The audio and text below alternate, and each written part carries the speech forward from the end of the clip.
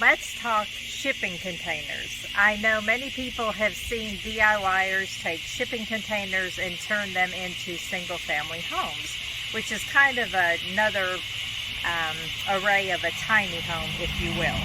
The first thing that you'll want to do is make sure that container homes would be permitted on any land that you have purchased or you're thinking about purchasing.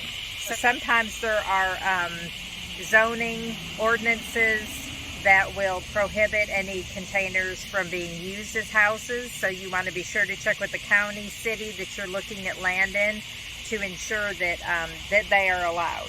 The other thing to consider is container homes can often be built on property that may not be suitable for normal dwellings, without a lot of site work, without a lot of excavating. You can put pillars up that will support the container home that a stick-built home would be much more expensive to build on using that same method. Some of the containers that are used in shipping contain harsh chemicals and things like that that may be toxic. So you would want to make sure you shop around for the right container for you. If something did hold some chemicals that could be toxic, you might be able to get it cheaper. But in the long run, once you've treated it or sealed it or done whatever needs to be done to the inside of the container, you may have just spent more money than you would have to purchase a container that didn't have those harsh chemicals in it.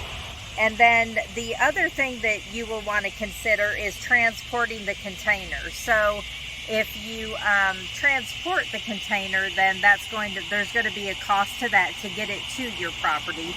You may have to have your property cleared from trees and things like that. So there's still additional expenses on top of the container.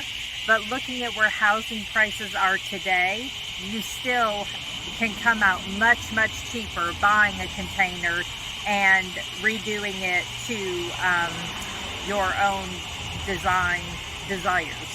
And this is the thing, if you're not a DIYer, so you don't really want to get the container and have to finish it yourself, there are already built shipping containers for houses, and they start at as affordable as $33,000 for most of the basic units. And this is the thing, just like in any other new construction that you're looking at, a lot of your budget can be saved if you actually, look at your finishes. So maybe don't do the top upgraded finishes at the basic transformation of your container. Things that you can add later that will really give it the pow and the emphasis that you're looking for, just to keep it within budget, since the cost of other materials have gone up in this time. So this is a wonderful, wonderful, wonderful way. In my opinion, if you have 3 or 4 acres of land, right, and you have a good amount of road frontage, then you could take a portion of that road frontage. You could put the container there, you could finish the container out and live there, and then eventually you can, when building costs come down, you can build your dream home on the remaining acreage. So you can keep your containers separate and apart a good distance from the home you will be building, and you could use that as rental income for the later years. So the things you will want to consider if you're thinking about a container home, first and foremost, zoning. Make sure that you can get the permits and that your area allows the zoning and ordinances aren't going to keep your container home from being placed on a piece of land. You have optional finish packages. You're going to have to consider the delivery of the container and setup if necessary. Like I said, permits, and then site prep for your container to be put on the desirable part of your land. You will have to have a PERK test to ensure that the land will support a septic tank.